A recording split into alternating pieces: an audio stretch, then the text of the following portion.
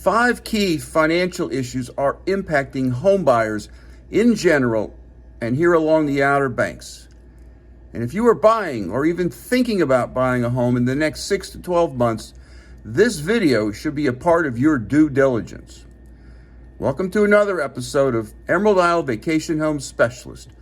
I am Dennis Richkovsky, the real estate broker baker, living the dream in the North Carolina Outer Banks. For the past several years, buyers have fueled a red-hot housing market as they rushed to secure record-low mortgage rates.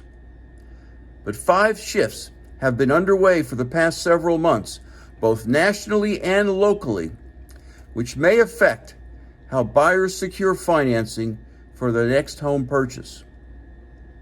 In this video, I summarize the national trends and speak specifically to local impacts on home buyers.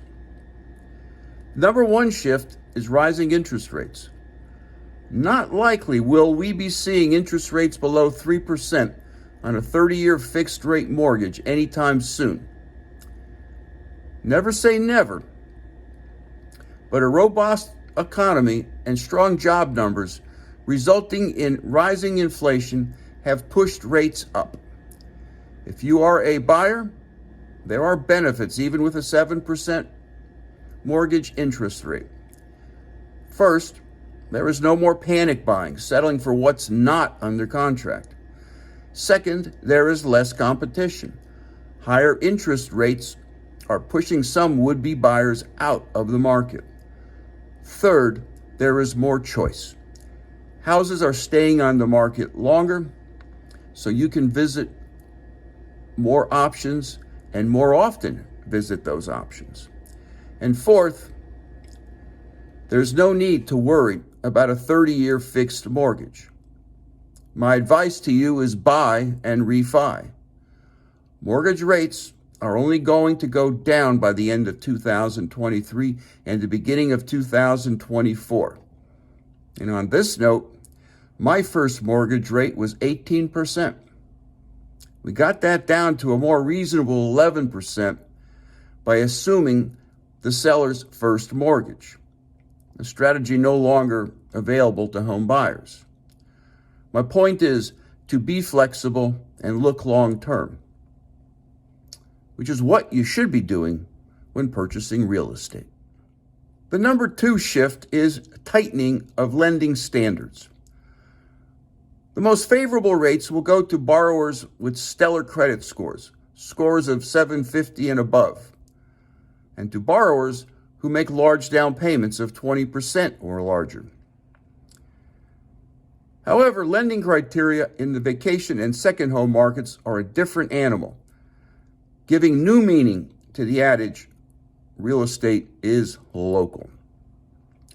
Tighter underwriting criteria apply here, no matter the credit score or down payment. So second home buyers face even higher rates.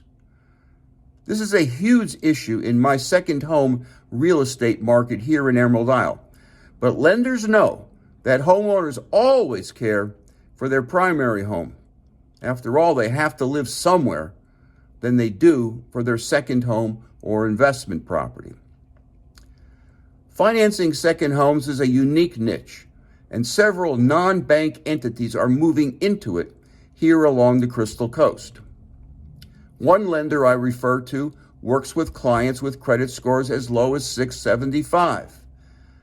Another has a product that looks at rental revenue streams at the expense of your reported income.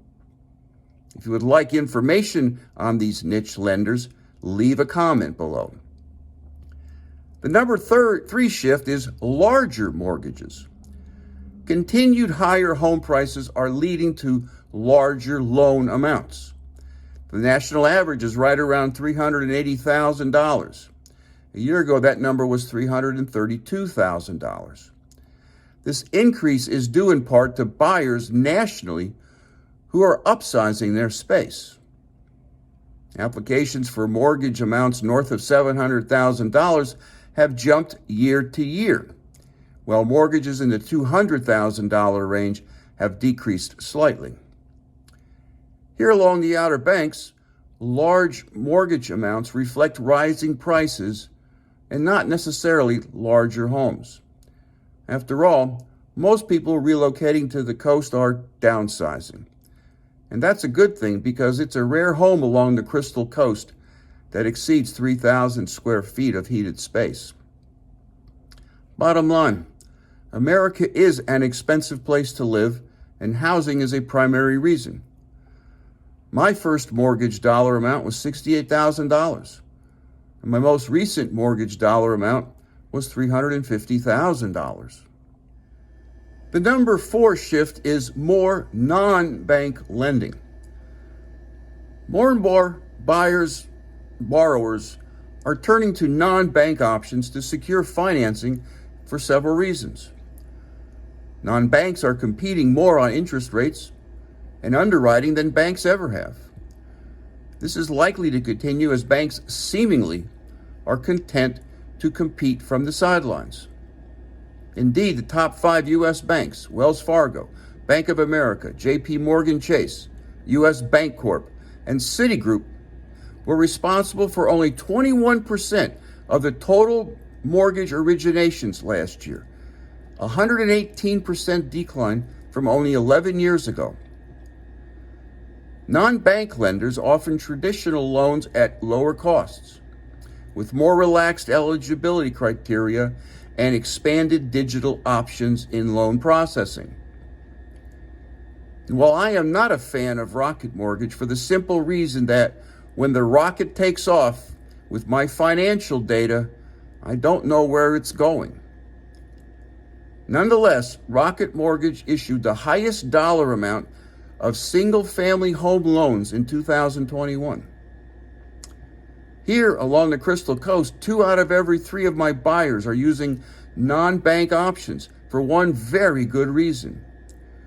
Local institutions understand this market better than the brick-and-mortar big banks. For example, when my wife and I purchased our first oceanfront home here in Emerald Isle, we used our mainland bank to secure the mortgage. The first words out of our banker's mouth were, "How the hell can a 2,000 square foot stick frame house cost that much?" I replied that it might have something to do with the home sitting on land that abuts the Atlantic Ocean. For our second home purchase here, we used a local non-bank for our loan. The number 5 shift we are seeing is what we call rate lock-in effect. Some homeowners are not selling because they don't want to give up their existing ultra-low interest rate. This squeezes supply and places upward pressure on home pricing.